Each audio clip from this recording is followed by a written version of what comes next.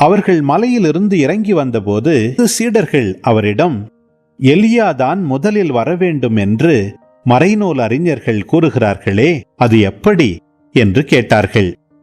அவர் மறுமொழியாக, எலியா வந்து எல்லாவற்றையும் சீர்படுத்த போகிறார் என்று கூறுவது உண்மையே.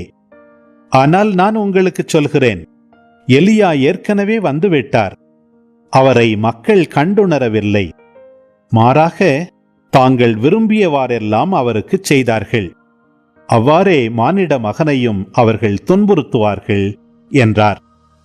திருமுழுக்கு யோவானை பற்றியே அவர் தங்களோடு பேசினார் என்பதை அப்பொழுது சீடர்கள் புரிந்து கொண்டார்கள்.